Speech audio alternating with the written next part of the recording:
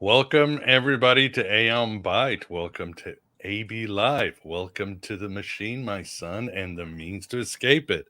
And yes, it's appropriate. I used again that song that was kindly provided by my friend Rhyme, an incredible artist in Japan. And it does relate to this week's show. We used it last week for Estrella Taylor's show about creativity, magic, and navigating the world today. And this song is about navigating consciousness, navigating the world of technology and AI, and staying as an artist, relevant to today, and a theme of this show that seems to be happening, as next week we will be joined by Seven Bremner to discuss, Hermeticism, alchemy, and creativity. So an ongoing show, and welcome everybody. My name is Miguel Connor, and I am still your Pompatus of Gnosis, Perhaps AI, perhaps in the flesh. Who knows? That's what we're trying to figure out. But somebody who's definitely in the flesh and always excited to talk to him, and that is Ronnie Pontiac. Ronnie, thank you very much for coming back on the show. Well, thank you for having me back. I really appreciate it. Pleasure's all ours. And with us too, we've got the Moondog Vance. Vance, how are you doing? Oh, recovering from the intro, but I'm okay. Did you go into the underworld? Yeah, ready to go down there and see that Hades guy. That Hades guy, yeah, and his wife Persephone, who we'll Yeah. find out is some people forget she is kind of the real villain in these things. But Ooh. yeah, awesome. Well, those of you in the chat, we've got an exciting interview. We will be discussing Ronnie and Tamara's excellent new book, which I really enjoyed, The Magic of the Orphic Hymns, a new translation for the modern mystic. So if you have questions, please super chat them so we can prune you from the underworld and yeah, answer your questions or deal with your complaints or whatever you have. And yeah, stay good there. Don't bring Witiko and turn it into the Chatiko. But as always, you guys really behave and have some great ideas. So, well, Ronnie, again, I really enjoyed the book. Tell us how this book came about, or maybe first, how did you and Orpheus meet? I think actually that the book started out when I was a little kid watching reruns of the original Star Trek, and I saw the episode with Apollo. And I was really struck by the idea of the Greek gods having given us civilization and that they were rejected and forgotten and lost. And strangely, around the same time, I started to create this scroll of my favorite monsters. And I believe that was my first book. And on one level, it's the American Metaphysical Religion book with all my monsters from the history of America's esotericism in it. And this one is sort of my collection of the gods, a different kind of monster. I actually ran into Orpheus at the Philosophical Research Society, where I was working on a reprint of the Thomas Taylor translation, which was the only English translation available for a very long time, and was very influential in all sorts of areas of art and esotericism and poetry in the West. And this was being republished, and just working on it and reading about the comments that people that I respected had about it really drew my attention. So, for example, famously, Marsilio Ficino, who some call the father of the Renaissance, he said, "I learned from Orpheus that love existed and that it held the keys to the whole world. The whole power of magic consists in love. The work of magic is the attraction of one thing by another because of a certain affinity of nature." And Ficino also said that there was no magic more powerful than the Orphic hymns. Mm-hmm. And then Agrippa, who sort of follows him, and it certainly was very influenced. He's born 30 years after Ficino's death, and he produces the amazing 3 books of occult philosophy, which is probably the most plagiarized book in the Western esoteric tradition, and really was the moment when it congealed into this river of influence. And he said he actually advised his readers to research the hymns of Orpheus with the right circumstances, with which the wise understand, and with appropriate harmony and complete attention. It is the most effective natural magic. So seeing that and understanding that these hymns influenced the likes of Shelley and Emerson and Keats and William Blake and just all sorts of people, I dove into them and found the Taylor translation, as most people do, really difficult. Rewarding, but so antiquated. And the thing is, too, that the original hymns are very formulaic, because the people that sang them knew the details of the cult. They knew the details that they had provided in each ritual to draw the attention of the deity being addressed. But we don't know that. So Tamara and I decided all the way back then that we would do a translation in which we tried to put in some details. But there's been so much incredible new research since then. And that was just a joy for us to dive into it and find out all these things that were big mysteries that are somewhat solved. Because the funny thing about Orpheus and the Orphic mysteries is that there's nothing that's for sure. I mean, everything about it is mysterious, and it's often compared by historians to Penelope in the Odyssey, weaving and then unweaving at night, because there's always discoveries. Something happens in archaeology and it reverses 100 years of opinion about whether there actually was an Orphic religion or if it was just a literary device. Yeah, agreed. I loved it because, yeah, the first 110 pages, you guys, is just a tight history with all these mind-blowing insights that I hope we can touch upon. And then, of course, there's the beautiful translations, which I can't wait to go sing to Artemis when I do my summer prayers or whatever. The moon last night was, God, it was mind-blowing. That super moon. I thought I've never seen anything like it. It was amazing. But yeah, wonderful book. But you and Tamara, actually, didn't you incorporate it in your band? And you guys were doing it and you kissed and thunder lit the sky. I know No, that was magic. I see that. believe in that. There's the memory of readers right there.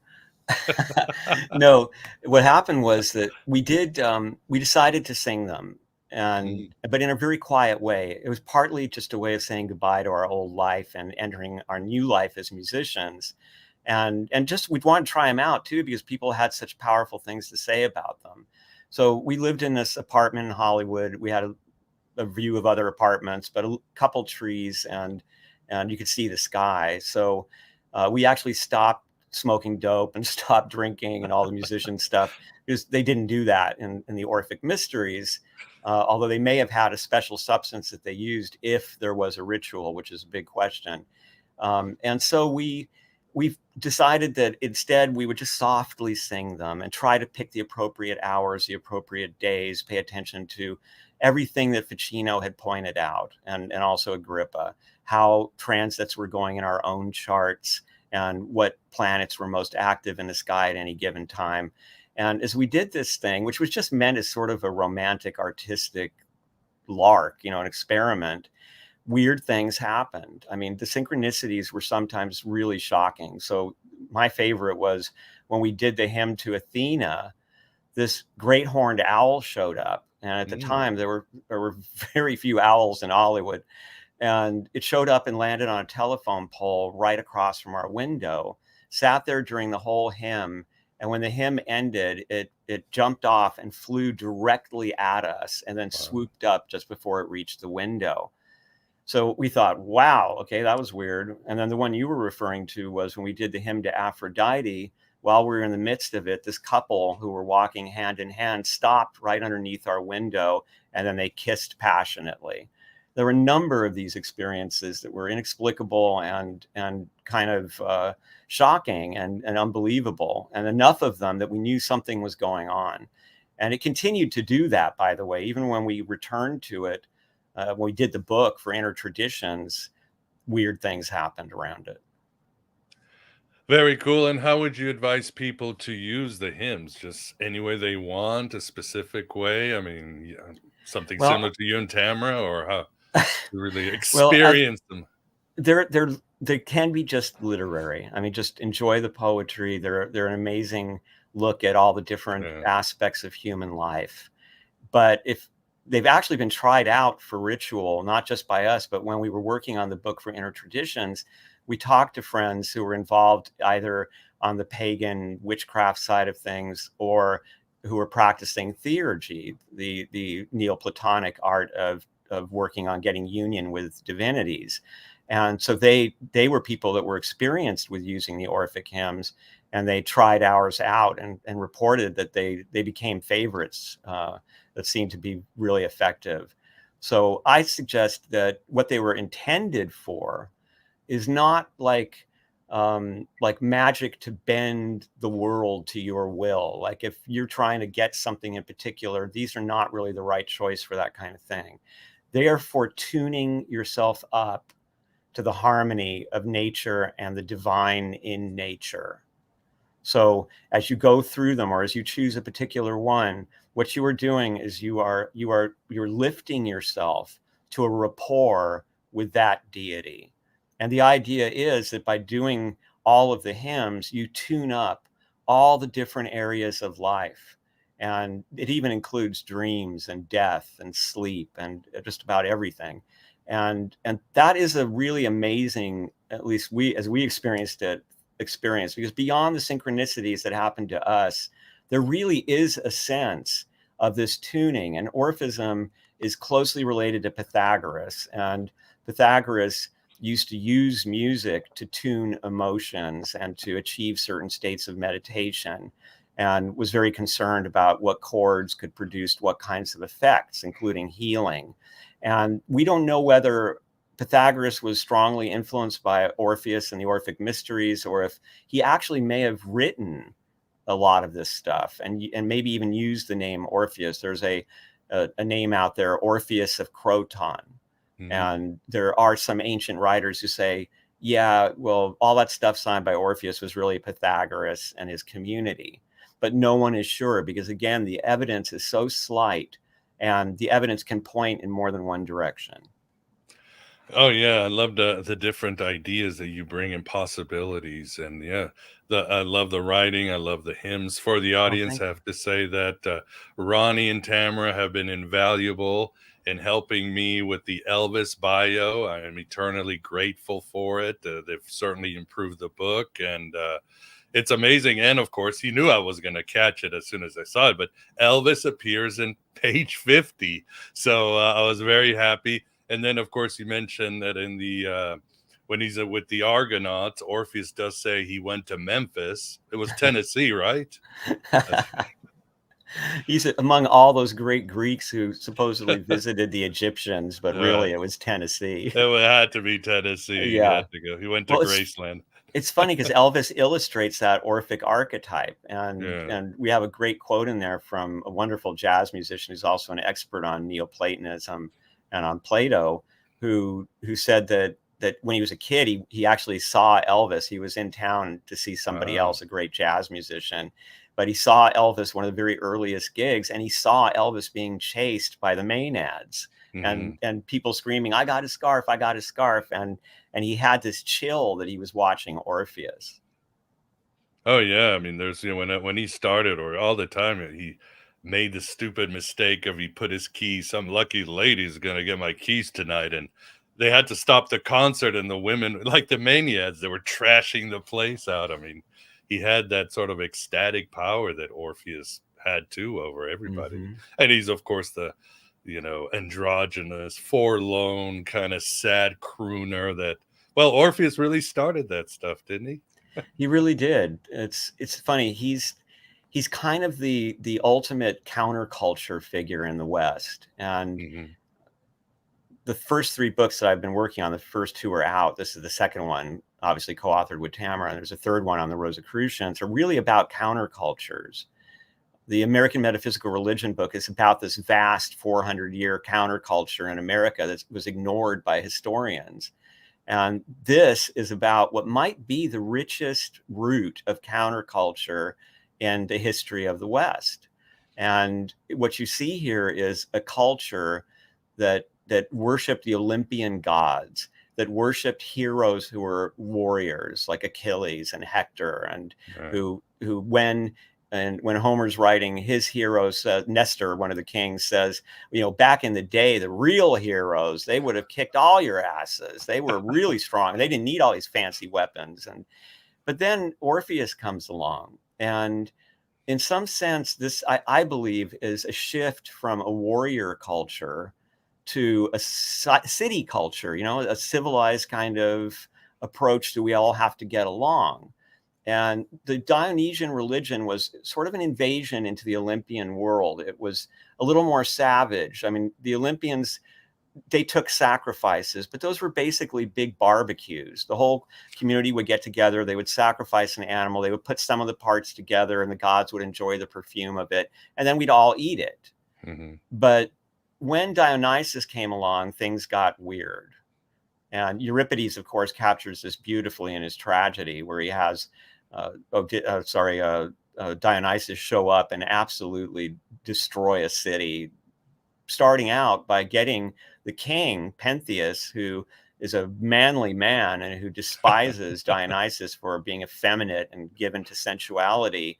And he winds up convincing Pentheus to put on a dress so that he can spy on what these women are doing out there in the forest in these Dionysian mysteries. And he thinks it must be hot, you know, and he's going to find out what kind of They're hitting perversions. each other with pillows, like, Right, exactly. And it's a show. And so he's out there, and there's Euripides is funny in the midst of the tragedy. He says things like, Pentheus is saying, "Oh, but do you think this makes me look fat?" You know, and he shows how easy it is for even the most masculine and committed males to have that female shadow usurp their rational side. And of course, Pentheus is caught, and his own mother rips him into pieces, thinking that he's someone who has defamed the mysteries, and she's been crazed by the god. So she doesn't see that it's her son, and she thinks she's killing this wild animal. And she returns holding his head as the bloody trophy of this animal. And when she reaches the city, she wakes up when everybody is horrified by her and realizes what Dionysus has made her do. And so they're trying to say Dionysus does represent something about Greek culture and about humanity, but it's a very dangerous force. It's equally dangerous to ignore it as it is to give into it.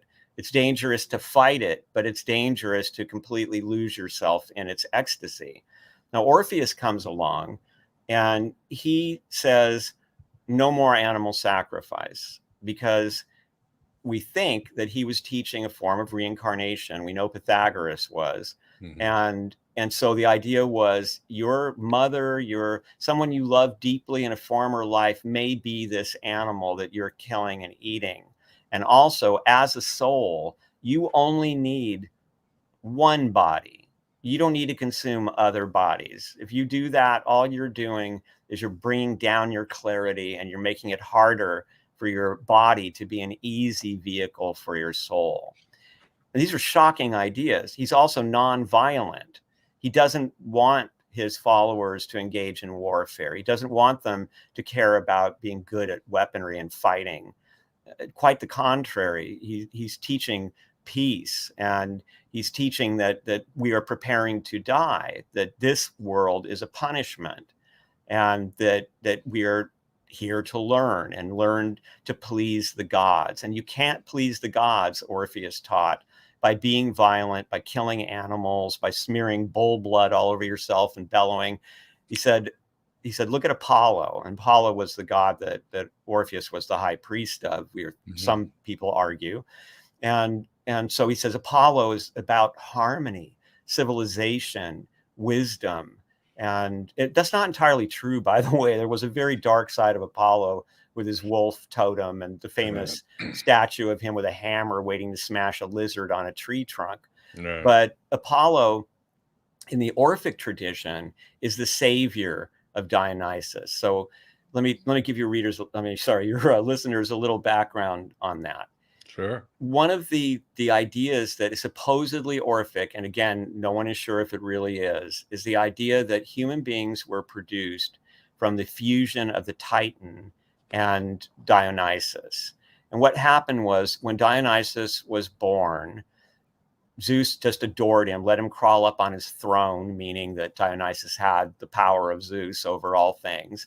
And in jealousy, the Titans, seeing this, they took these toys, like some apples and a tuft of cotton, just various things, and they used them, a mirror too, to lure Dionysus. And we are told that the planets were the apples, that each of these things was symbolic of some aspect of the manifestation of the material world and of the bodies that we now inhabit. And so, lured by these things, by these cosmic energies of creation that the Titans are manipulating, Dionysus is captured, and he's slaughtered and cooked into a stew by these cannibalistic Titans.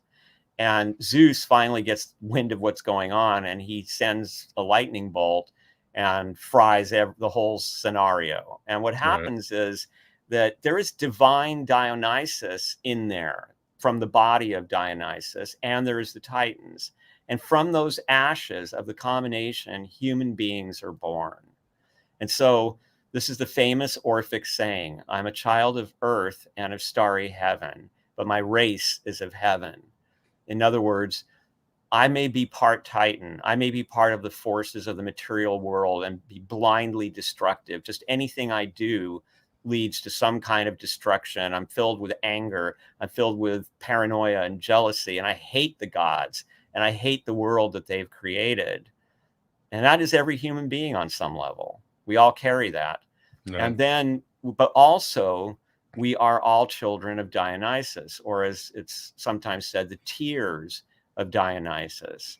And the tears of Dionysus, which are our souls, fall through space in and out of incarnation, not knowing that we are actually the grandchildren of Zeus. Indeed, yeah.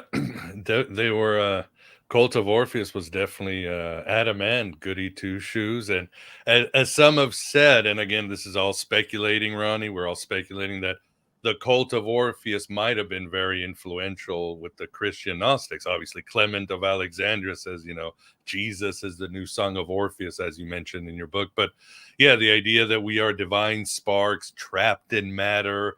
This is a fallen world, vegetarianism, pacifism, reincarnation, and like the Gnostics that were kind of emo, surly edgelords about the whole thing. So it might have influenced it. And I love, what you said about how the reaction Greece had in your book. You talk about how Plato himself kind of sneers at the people of Orpheus, right? He says, Orpheus was a liar, oh, no wonder he's a musician. And you say, well, we have history's first musician joke, Yeah. Plato is talking about this guy. And it reminds me, in a parallel world too, when Elvis rose, Frank Sinatra, who was then the biggest star in the world, was like, that Elvis, he's not going to make it. He's not going to last this. Da, da, da, da. But of course, Orpheus, Elvis rises. And then later on, Frank Sinatra has to bow down and bring Elvis to a show to make nice. So Plato is kind of playing that too, right? He didn't know exactly what to do, even though he also said that didn't Orpheus, he says Orpheus brought all the math and stuff to Greece. It's funny. It's such a split personality with Plato when it comes to Orpheus, because on many things. Yeah, that's true. He says that he thinks that Orpheus was a coward. He thinks it was wrong for Orpheus to go and try to get his wife back. There again, what a coward. I mean, that was fate. And now you're trying to break fate and you're misusing your talent. And he actually said that he thought that Eurydice never followed Orpheus back. That all that Hades did was he put a ghost there to represent her, to make a fool out of Orpheus, and that this was proper punishment. And so was Plato thought being torn apart by the Maenads, because he was not acting with the dignity of a mortal. And of course, this society that needed warriors did not like the Orphic influence. And Aristophanes has some hilarious stuff in his plays like The Clouds, where he's really talking about people who are into Orpheus, and he talks about they don't eat meat and they don't fight. And so this was considered a threat, because the other thing was that the Orphics weren't that into civic duty. These were not people who felt a strong sense of the most important thing is the polis, is our community. These were people who were preparing to die. And so interestingly, you mentioned the Christianity. I want to jump back to that, because that was one of the things that was most surprising to us, was how powerful the influence was on Christianity, on the Catholic Church. How many church fathers and even anonymous writers referred to Orpheus and Jesus in the same sentence. Mm-hmm. And there were even outright statements like, look, it's clear that Orpheus had a very similar revelation, and it's just that wasn't happening yet. We didn't have Christ. So, but this stuff's still really good, and we can take what we want out of it because it's genuine revelation. And Pico della Mirandola, the friend of Ficino, who is most famous for his oration on the dignity of man, said, the names of the gods that Orpheus sings are not the names of deceiving demons from whom evil and not good comes, but of natural and divine powers distributed in the world by the true God for the great utility of man, if he knows how to use them. So there were Christians, and by the way, Ficino himself, who's talking about how this is the strongest magic and this taught me the meaning of love, was a Catholic priest. Mm-hmm. So this was a very profound influence on Christianity, and even the depictions of Jesus. Before we had Jesus, the Good Shepherd, surrounded by the lambs, we had Orpheus with his lyre surrounded by the animals who were fascinated by his song. Yeah, Dr. Doolittle. So a little context, you've got the cult of Dionysus, then this figure of Orpheus comes and again kind of sterilizes Dionysus, gnosticizes or whatever. And then you have the mysteries of Orpheus, but don't you write that, and I'm forgetting, the Orpheus itself might have been just like a new age movement, a catch-all phrase, kind of like Hermes and Thoth. You would just throw their names on everything that was woo-woo or mysterious or mystical. Is that what happened, or you think that was from the get-go? This is an argument that's gone on throughout the history of this as people have studied it. And in the beginning, people thought that Orpheus was Orpheus. And so, for instance, Ficino thought Orpheus was this guy who studied from Hermes. Hermes was his teacher. And Hermes was a real guy too in Egypt. And then it kind of changes, and they start saying, well, actually, Orpheus learned from Moses, which is kind of a weird one, but that grew up in Alexandria amongst the Jewish community there. And everybody was kind of claiming him as somebody that they had influenced. And of course, it's been said that Madame Blavatsky thought that he was an avatar of Krishna, and that Dionysus was from India, and so was Orpheus, that he was dark in skin. And she tries to show some suspect Greek philology to prove that that's the case. And we don't really know. The chances are that there really wasn't any historical Orpheus, although in Bulgaria, in the area that used to be Thrace, he is celebrated as an actual king who brought peace and wisdom to the society. There were some times when 6 different people of the name Orpheus were offered for some time, as these were different people with a name and who had different things to do with the development of the hymns of Orpheus. And then as far as the actual mysteries themselves, there were in the early days people that argued that this was a huge pagan church, that it was much like the Catholic Church and how it lasted centuries. And it was the most dominant church in the Mediterranean. And that some even said that part of the ritual was that you were hung up on a kind of a cross, but this cross would spin. And so they would spin you on this thing and then let you go, and you'd like fall on your face because you were all dizzy. And they would tell you that's what your soul is like as it goes flying through space in ignorance, because you have forgotten who you truly are. And so this was a whole theory that one German scholar came up with. And more recent scholarship based on archaeological discoveries seems to support Plato's idea more, which is that there was some kind of an Orphic movement, an intellectual movement, maybe comparable to the writers of the Fama and the chemical marriage and the Rosicrucian movement.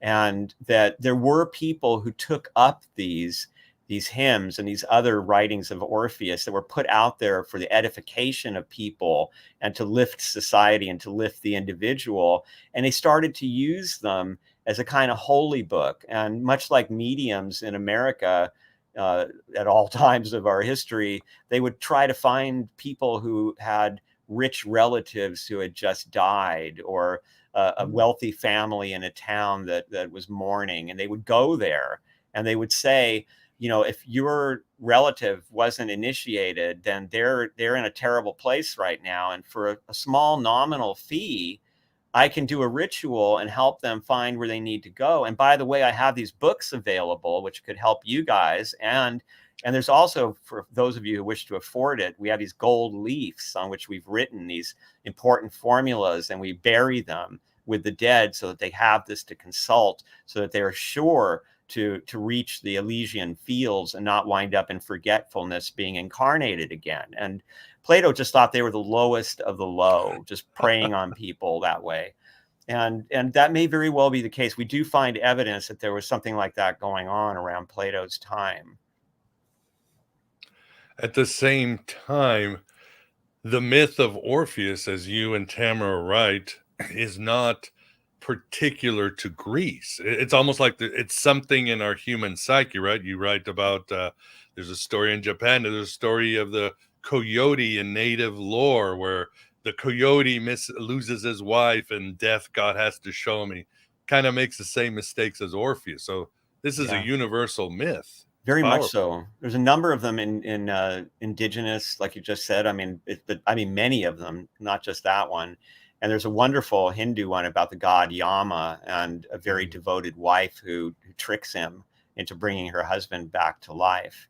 It's also interesting to note that some scholars argue that in the very early versions of Orpheus, that he's actually saved by the female who in those versions is not called Eurydice, which, and by the way, her name means wide ruling justice. So, I mean, is that Persephone, who's one of the judges of the dead? So is this a name of Persephone, actually Eurydice? It's the same dynamic, right? Because Hades is somebody who comes up and just takes her, and Orpheus loses Eurydice because someone takes her, and in running away, she falls into a den of serpents, and Freud would have a lot of fun with that. But that's kind of the question. I want to go back also and mention that about the mysteries, it's still not that clear cut because the Plutarch, who isn't a very dependable historian, but has an awful lot of access to materials that we didn't have, wrote that he and his wife were initiated into the mysteries of Orpheus, and he described experiences. He said, for instance, that you would be running in the dark, just running in desperate fear in the dark, and there was no way out. And then suddenly there would be this heavenly music and this amazing smell, and then you would burst out into light, and there'd be people singing the hymns there, and so it was something was going on. There's other stories that they would paint the entryway with depictions of the horrors of life, because many people didn't see them unless a war came by or someone in their family died of disease. It wasn't like TV or our internet where everything is blasted at us all the time.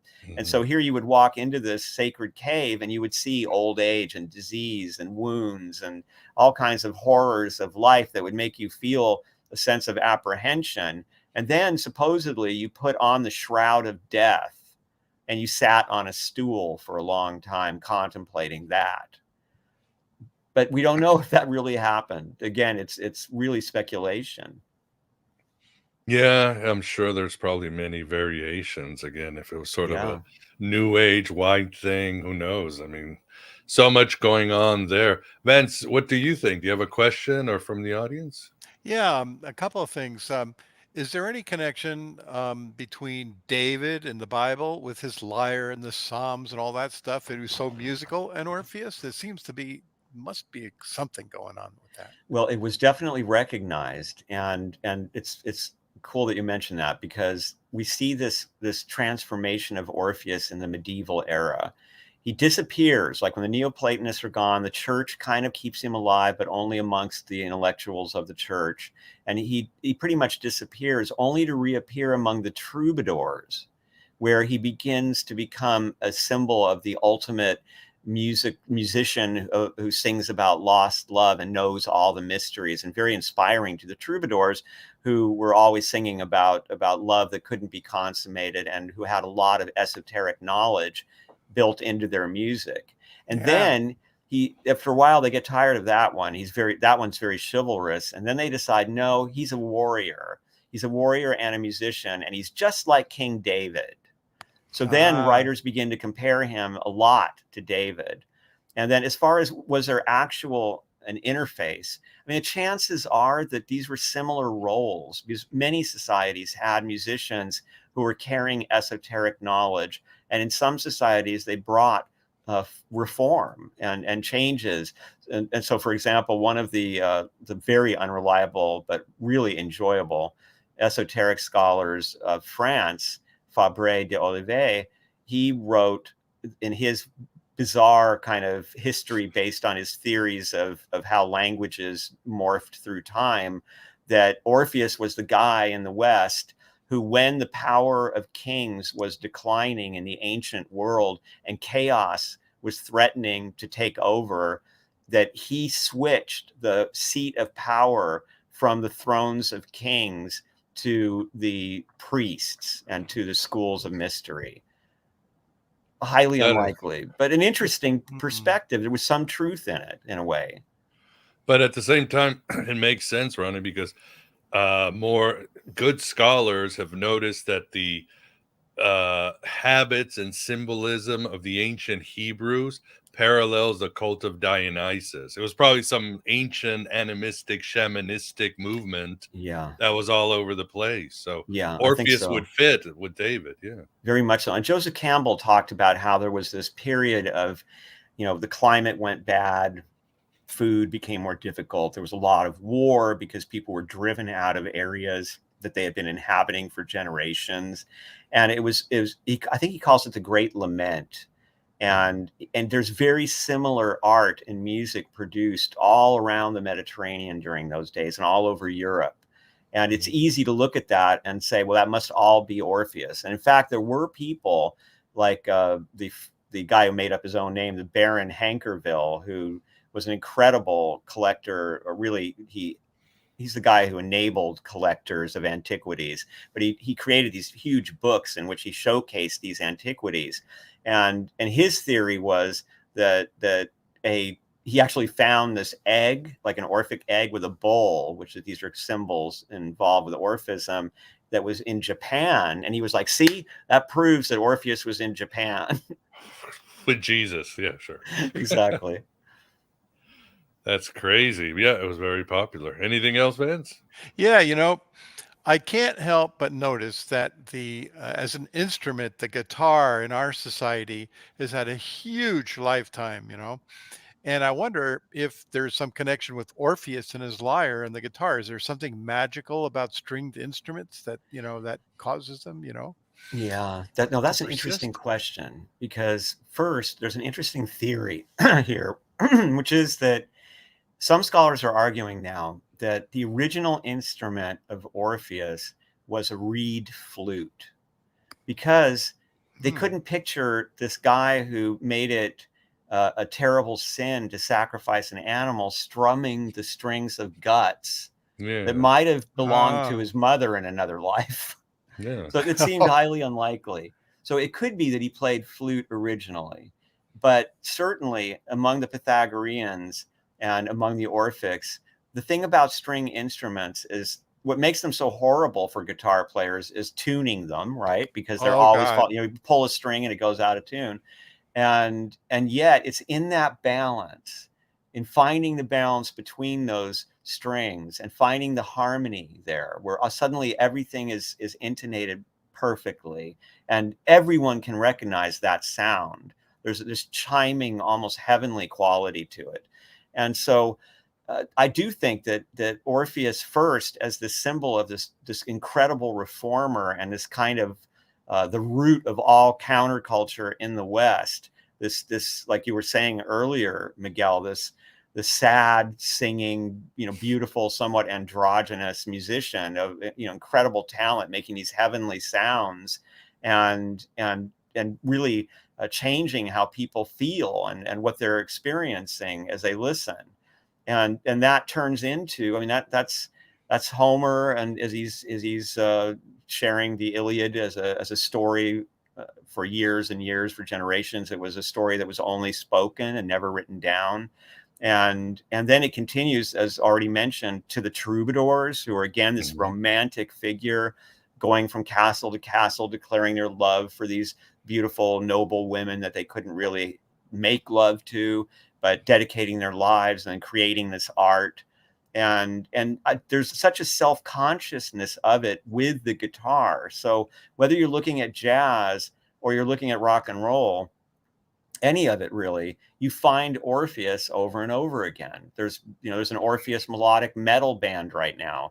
There was an Orpheus band that sounded an awful lot like the Doors, like way too much like the Doors, but they were called Orpheus. And And there were many musicians who talked about Orpheus or mentioned Orpheus, or the way that, for example, Dylan's famous documentary when he was at the height of his fame in 1965 was called Don't Look Back, because of Orpheus. Mm-hmm. So there is a way that people continue to wrestle with it. And one of the things I really loved finding for this book, which thanks to Tamara actually, was Randy Rourke, a wonderful poet who worked for Allen Ginsberg and for William Burroughs, was kind enough to share with us for his book their feelings about the Greek myths and about Orpheus and about all of Greek civilization. And they were very skeptical.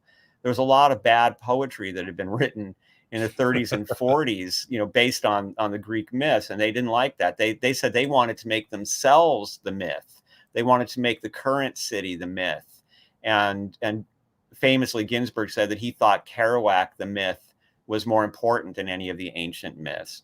And Burroughs thought that it was all outdated science and psychology. He said they were just trying to figure out how things work. Those were the Freuds of the ancient world, but they did the best they could. But that's really old and ancient and useless. I mean, you wouldn't go to a surgeon who was trained by the Spartans.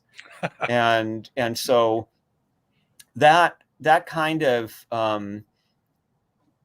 dismissal, however, didn't quite apply to Orpheus for these guys, because he said, but there was one thing that they did all appreciate, which was the Orpheus myth. And there was a scene in Cocteau's Orpheus movie where there was an artist, a poet, who was tuning into a radio in a car and getting the lines for his poem, for his work. And they all were really struck by that as a symbol. And this was about Orpheus. And so Orpheus somehow, even there amongst the beats who were dismissing everything about that era, he made it. And of course, Kerouac's first novel was called Orpheus Emerged. Oh, yeah, indeed. Yeah. And even Jim Morrison, when asked him, do you represent Dionysus? He's like, I am Dionysus. Like, no shit. We saw how your life ended. And you really took it. You let that archetype invade you. And we know how it ends in these Greek tragedies when you try to adopt the gods. But yeah, as you write, Ronnie, Orpheus is more famous than ever. You and Tamara write, beyond all the paintings and sculpture and everything, that from 1600 to 2012, there have been 69 operas on Orpheus. And then, of course, you Jean Cocteau, Philip Glass did the Orphy. Obviously, one of my favorites is Neil Gaiman's The Sandman, his adaptation of Orpheus. I think it's brilliant. You give so many examples. Even the movie Highway to Hell is based and Hades on Town, right? The musical Hades Town. It's yes, amazing. It's something that kept coming back, and it was very important. I like, for instance, what poets have done with Eurydice in the 20th century and in the 21st, where especially women poets and some very distinguished female poets have given her. I mean, we have to understand that Eurydice, I mean, she had nothing in the beginning, like not even a name, like there was no name, no voice. We didn't know anything about her, nothing. She was an absence, which in some ways is appropriate. But then over time, so Virgil was the first to give her a voice, the great Roman poet, and she's a classic Roman scold. Like when he looks back, she goes, "What did you do? You idiot! You ruined both of our lives." And that was different and radical when he did that. And then a little bit later, we start to get the sense that, the men really went wild with this. And they were like, no. She was glad to die because by dying, she created Orpheus. So her contribution was dying. and she should be really happy about that, because look at Orpheus. He's doing so great. And eventually, as we get into the 20th century, it's H.D., who is an esoteric writer, who writes a poem about her extremely narcissistic husband, and she compares him to Orpheus. And in this poem, she's got an Orpheus that's much more concerned with being recognized for his work, and who is in love with the pose of being in love because of how it makes him look. He's not actually in love. And then as the poets take this further, we wind up with descriptions of Orpheus such as, why did he turn around and look back? Control freak. Like so many men, he couldn't trust her to do it herself. He had to turn around and manage the situation, right? And then eventually there's a marvelous poem in which Eurydice basically says she's having a good time in Hades. It's really great to be free of the body. And then all of a sudden there's a knock on the door, and who is it? And she says, it's the big O himself. And she says, with a poem to pitch, and me the prize. And it's all about how he's just there to showboat, and she's the excuse. And she's super relieved when she's following him, and she figures out what to do, which is give him a compliment. He won't be able to resist turning around and looking at me if I say, oh, by the way, that music you played for Hades was so beautiful, Orpheus. And sure enough, he turns around. Really? You think so? And then off she goes, and she's happy. Now, earlier in the 20th century, Rilke had done a very moving in his sonnets of Orpheus. He's actually, it's in his poem Orpheus, Hermes, and Eurydice, and he's got Eurydice sees him, but she doesn't know who he is. She doesn't remember Orpheus, and so in a funny way, her forgetfulness is an illustration of the Orphic religion's obsession with avoiding forgetfulness, because that's really the essence of the Orphic metaphysics, is that we all forget. We all get down here. We're entangled in bodies. We're falling. We're the tears of Dionysus falling through all the galaxies and universes and incarnating haphazardly according to the karma of what we've done before and the situations we find ourselves in, completely without consciousness that this is a repeating experience that's meant to teach us something. And so Apollo was considered the purifier. And this is the other great important aspect of the Orphic religion, is purification. His rites were called rites of purification. And so we purify ourselves with the help of Apollo. And so Apollo was called Savior, the Savior of Dionysus, because Apollo is the one who goes around gathering up these tears, bringing the body of Dionysus back together, bringing all the little souls that are bits of Dionysus all back together. And so it's interesting to note that Apollo kind of means, not many, right? He's the uniter. He's taking all this fragmentation that was caused by the Titans, and he's bringing it all back. And in that process of purification, we remember, and we're told to be sure to drink the right water and to use that formula to tell the guardian of the water of memory or the lake of memory that you are a child of earth and of starry heaven, but your race is of heaven, so that you can be freed from this wheel of suffering. Well said. But in some of the Roman stories, Ronnie, Eurydice is saved, right? He doesn't turn back, and they both walk. As Van says, it's the Disney version. Yes, there was an opera too. There was a big deal when Gluck did an opera that had a happy ending with Eurydice. Nobody could believe it. It was a revolution. The place went nuts. And every opera after that for a few generations had to have the happy ending. Eurydice is saved. They're together again. Amen. Happily ever after, until she tells him, you need to get a job. Sitting around playing your lyre all day is not going to do that. Go apply as a bartender or something. But Ronnie, why do you think, beyond Orpheus being the great image of the archetype of the musician or the poet, or what we talked about, the sort of cool guy that women and men can relate to and all that, counterculture, as you said. Yeah. Why do you think his myth is so powerful? I mean, I was obsessed by, even when I was younger, I'd be like, what would I do? What would I do? Could I not turn? I mean, and you think about in life all the times that I shouldn't have looked back and times that I might have, it's a powerful myth that works on many levels, doesn't it? It's amazing. It really is. And so much of that, what makes it that is original to it. And that very myth of him turning back and seeing Eurydice and the broken love there, it does apply to so much of human life. It's such a human moment. And it's funny too, because there was a time, and there is now to some degree, where historians were arguing that love was a concept that really didn't exist for a long time, right? That you didn't really think of a relationship as love. But Orpheus refutes that, because here we have what is definitely love, somebody who's going into Hades to face the god of the dead to retrieve someone that he loves. He's risking everything for her. Everything. Yeah. And so I think part of it is that it just speaks so deeply to us as human beings. Also, that think of how many approaches to religion that Titan story is similar to. And yet there's something about it that's so moving, this idea that we're the tears of baby Dionysus, and that so we are divine. We are, again, the grandchildren of Zeus, if we could just remember ourselves.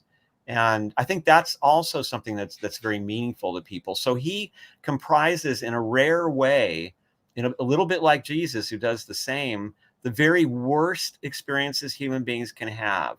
I mean, talk about blowing it, right? I mean, almost got her out there. The song worked. It's close. It's all great. And then, as you said, it's so often in our own lives, that moment is reflected in other ways. And then on the other side of it, however, we have this promise that he has brought to us the ability to harmonize ourselves and reawaken, remember our immortality, and remember who we really are, and to be able to experience this world as a creation of the gods that is filled with beauty, and that the gods are filled with wisdom, and that they are there to liberate us. And so we have the very bottom of human experience of ignorance, making the wrong decision and really wrecking things. And we have on the other side this transcendence, a wonderful image of transcendence, one of the most powerful. And so I think that's part of it, that it has that wide spectrum of human experience in it. But you've also had generations and generations of brilliant minds just adding their little bits to it. And I mean, Dante was strongly influenced by Orpheus, and we find all kinds of Orphic influences in the Divine Comedy. Or when you're reading about Ficino and you find out that one of the great opera composers of the day did an opera which Ficino inspired about Orpheus, and the set pieces were all designed by Leonardo da Vinci. Oh, wow. And so we keep finding, Orpheus shows up in the Rosicrucian manifestos and in the masks that were performed by the Elector Palatine Frederick just before the 30 Years' War erupted. And we find this kind of spark of revolution in this Orphic ideal. And I'm not sure about why that is either, but I saw it over and over again.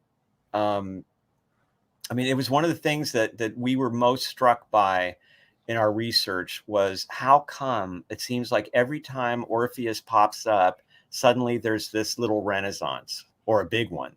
And people seem emboldened, and they suddenly become more enraptured with art and with life and with love. And it's just a different, complete thing. So, if you look at the medieval world and the absence of anything but, Sir Orfeo, this sort of medieval figure for troubadours, when you come up into the Renaissance and suddenly the writings are available, Plato's available, some of the Neoplatonic stuff is available, and boom, explosion of arts and of esoteric thinking and of books and of just all kinds of wonderful human accomplishments happen.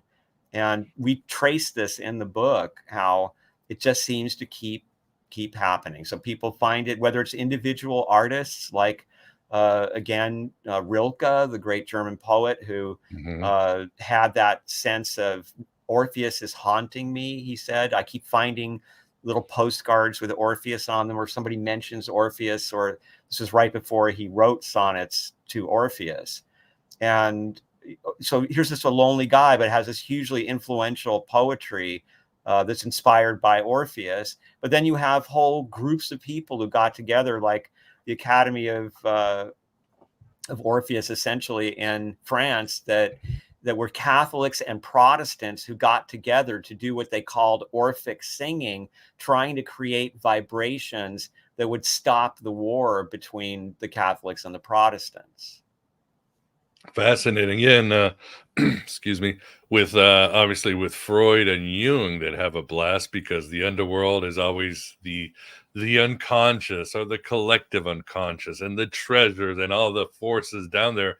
And you write what Jung thought this was a tale of artistic expression and perfection. The Yeah, tension between the two. individuation. You Yeah. know, this was a symbol for him of individuation, that he finally used, like to him, when Orpheus looked back and he loses her, is not, that's not a bad thing. That's Orpheus integrating and then becoming this creative, you know, incredible presence in Western history.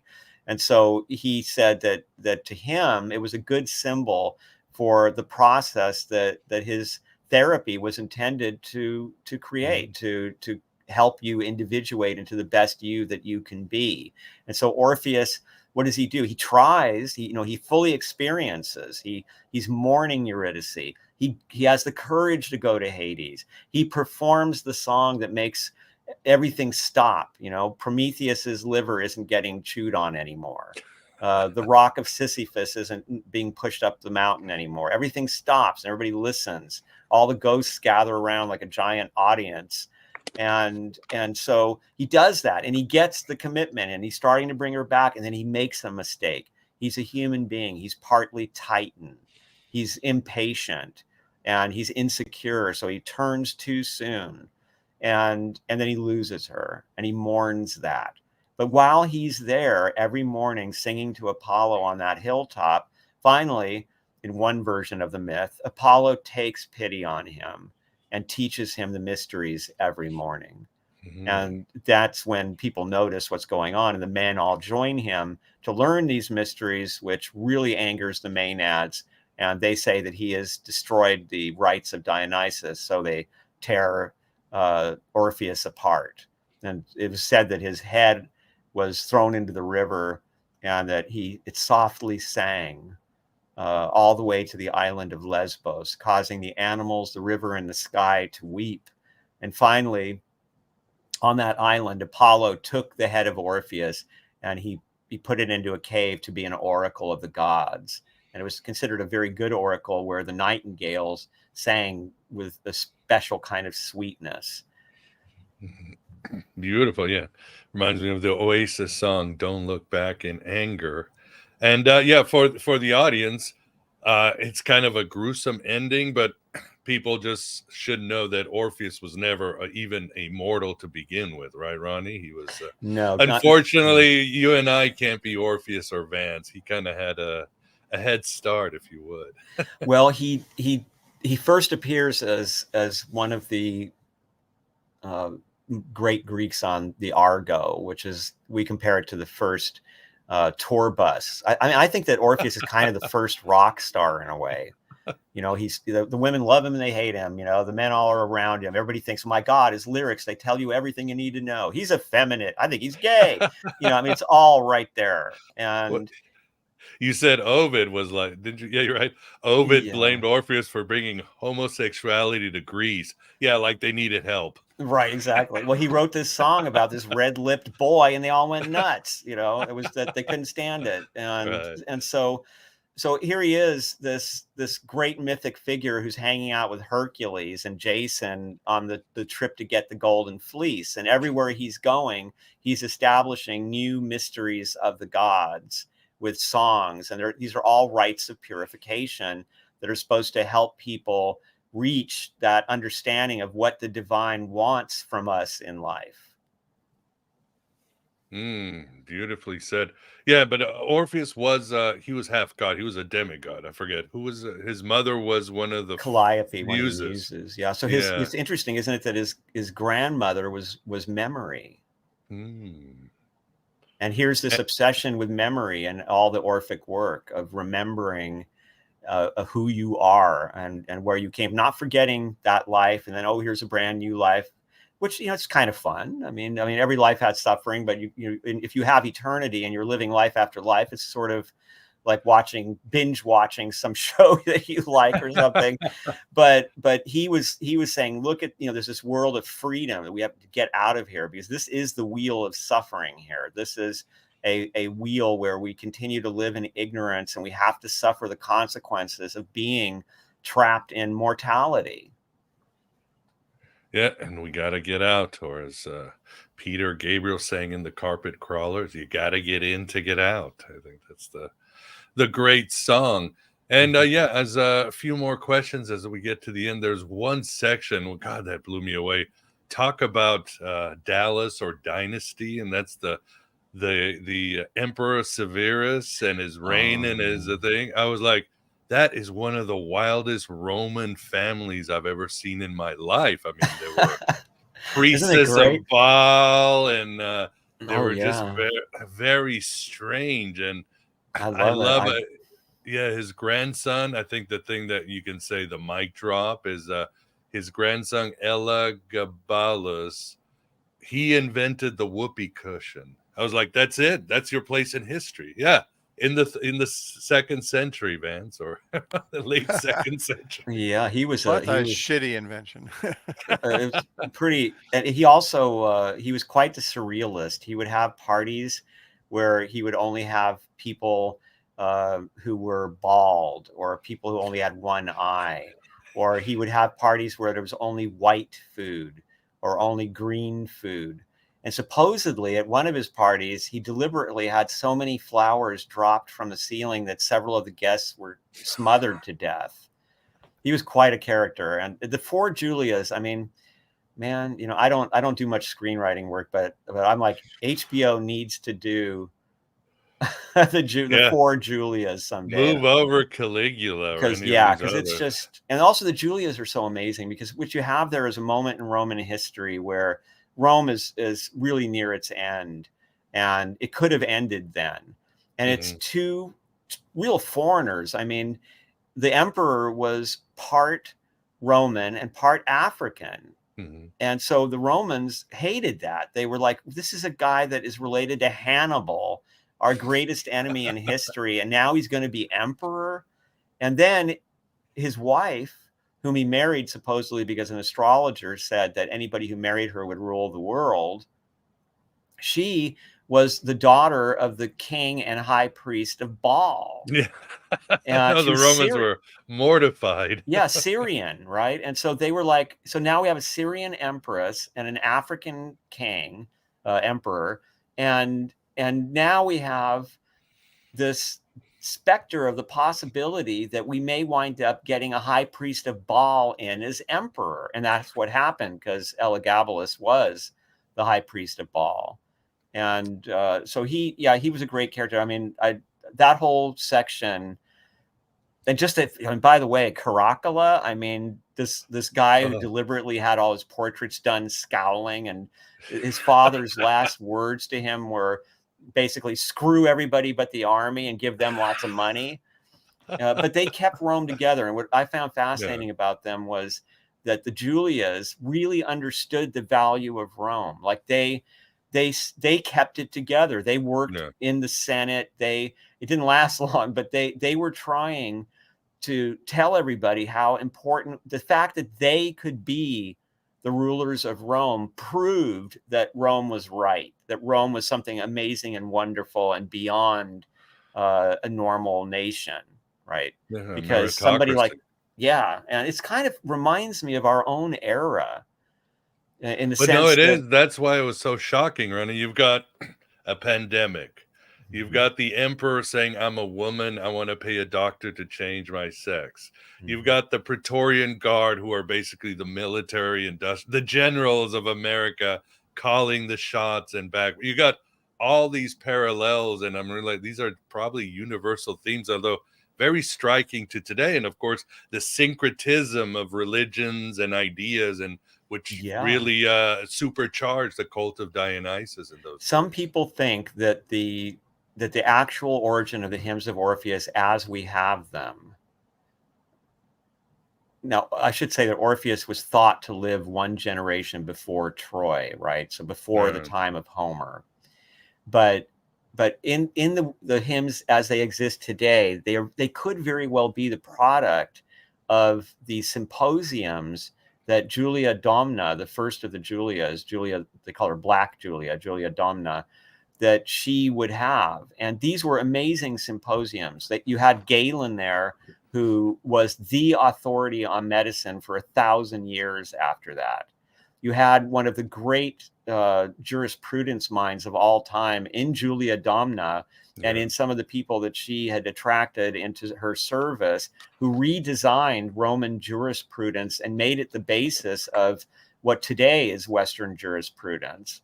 You had some great writers, like the writer Apuleius, who wrote The Golden Ass, which was kind of a combination satire, novel, religious tract. And you had Philostratus, who wrote The Life of Apollonius of Tyana. It's just another amazing kind of fanciful document. And there was a lot of encouragement of the old cults, including the cult of Dionysus and this interest in the Orphic hymns. So if you read them, there's this theory that the way that they were organized was for the purpose of drinking at a party. So they get kind of rowdy in the middle, and that's where it starts to really be into the sensuality of life. But then when you're getting toward the end and it's time to go home, it starts to get into darker subjects. And it finally closes with sleep and death. It's like, okay, party's over, time to leave. And it's a very interesting theory. And there is some evidence that could be the case. But again, we just don't know. For the longest time, the idea was that they were actually written like 500 or 600 BC, somewhere in there. But it doesn't look like it. It looks like these hymns. And I should mention, too, that some people thought for the longest time that they were put together by this guy, Onomacritus, who's quite a character, who was serving one of the Athenian tyrants, and is also credited for possibly putting Homer together. Like what the Iliad and Odyssey, as we know them, may have been gathered together by him. And he was accused of being a blasphemer, as Tamara and I would be, for changing the hymns and adding things and stuff. But he wound up being taken by the tyrant who was kicked out of Athens to Persia to read omens for the king of Persia, to tell him that it was a great idea to invade Greece. And he was actually there. Onomacritus was there during the famous Battle of Thermopylae, where Leonidas stood against the Persians. And then he disappears from history after that. But for the longest time, people thought that guy must have been the author. Fascinating. Yeah, again, it's amazing. In 110 pages, you and Tamara you cover everything. And we didn't even talk about, speaking of modern occultism, Orpheus influenced Aleister Crowley, didn't he? Crowley wrote about Orpheus. Quite a bit. He wrote an epic poem that was supposed to be his greatest poem, but he was very disappointed by the results. He also mentions Orpheus in almost every single issue of the Equinox. And there's no doubt that Orpheus was a strong influence on him. And not surprisingly, because he thought that he was the reincarnation of Eliphas Levi. And Eliphas Levi was also very interested in Orpheus. And not surprisingly, with his not very successful love life, Levi was very drawn to the story of the backward glance. And he thought it was a warning about, don't ever be too much in love, because that anxiousness will betray you. Wonderful. Yeah, it's a really good book, and what a great story. I'm so glad it has you guys brought it back from the underworld, and you didn't look back. Very happy about that. So, but yeah, I think we're getting at the end. Yeah, there's a couple of super chats. Let me look. Thank you very much. Yeah, Esoteric Teachings and the great, Christina Marie. Thank you. And both have already bought your book as we speak in real time. You will not be disappointed, people, and I hope you definitely check it out. Yeah, so into this interview, I didn't even do any housekeeping. So usual stuff. Please support AM Byte. Need voiceover, yada yada yada. Help out. Definitely buy the magic of the Orphic Hymns. Elvis is King. The Yeah, usual stuff. Yeah, great yeah. book. Wait till you all get to read that book, because Miguel's book is such a blast, and it's a vision of Elvis that will be different than you've ever seen before. It's really great. Yeah, it's amazing, and the more I keep finding out, and again, I didn't get these like sensationalistic books. It's all Priscilla, Memphis Mafia. It's all from the horse's mouth, I guess. Yeah, So Did you mention great job. Orpheus? did he? Yeah. No, Miguel? I Oh, don't no. know. Let me find out. Usually somebody says something, and that night I'll see an interview on HBO or something. Thank you very much. Let me talk All about right. Orpheus. That how these things are, Ronnie. The They're magical. synchronicities. Yeah, it's all about the magic. So as we're at the end, Vance, any last questions or comment on your end? Yeah. Is there any recorded mythology about Orpheus returning to Hades after he was killed, or is he spared that fate? No, The actually, second one.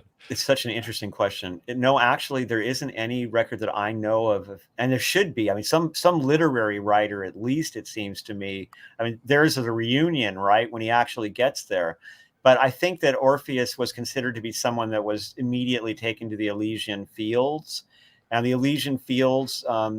We don't really have a lot of descriptions of them. Like Pindar said that they were, excuse me, fields of purple roses, which is very beautiful.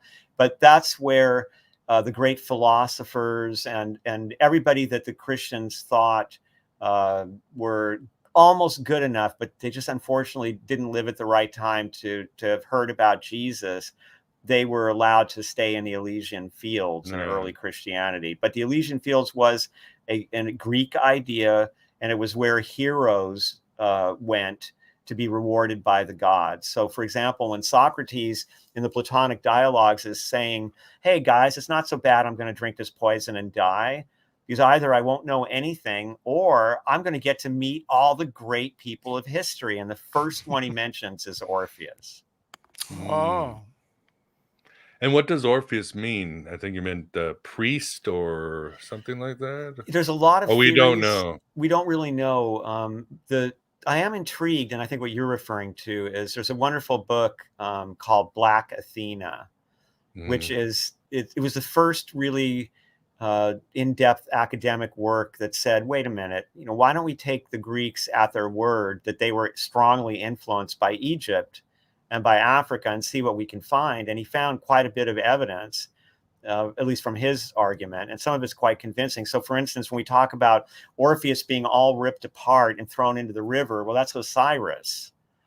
When we talk about, right, and we talk about Athena pops out of the forehead of Zeus, and she's this god of incredible strategy and military might. I mean, even the famous story in the Iliad when Ares is infuriated by Athena, and so he runs at her in full battle frenzy, and she stands there holding her spear just kind of straight up. It doesn't even react, doesn't even blink, and then just at the very second, that's the right second, she just turns her spear so the butt end is right where his third eye is, and Ares runs right into it and knocks himself out. And so this is the difference between the Ares style of war, which is just full ferocity, and then Athena. Well, isn't that Sekhmet, right? Comes out of the forehead of Ra, a great warrior who avenges, Ra against the unjust. So, and both of them are carriers of the Aegis, right? Sekhmet carries the Aegis of Ra, the sacred power of omnipotence, and so does Athena for Zeus. So he found these similarities, and he thought that the name Orpheus came from ancient Egyptian Orpheus. I can't pronounce it quite right, but it's Orpais is the way we transcribe it. It's basically Orpheus. It's close, and he thought that word, which meant hereditary prince in Egyptian, was what the name really came from. It's always fun speculation, but that's why we do these things. There's so many speculations. So, Well, awesome. We're at the end. Vance, thanks for keeping us company and keeping the Chatico calm in the underground. Oh yeah, they were great, and Orpheus is great. Learned a lot about Orpheus I didn't know. Thanks, Ronnie. Oh, thank you, Vance. I'm glad. Yes, and for everybody, definitely get the magic of the Orphic Hymns. Great book. I know I'm going to treasure it. When the Elvis book comes out next year, Ronnie, I'm going to put them together so we have like this energy spell. I like it. Should be a good one. Well, Ronnie, thank you very much. Thank Tamara for writing this book. I will. Great book. And your next book is what? Rosicrucians?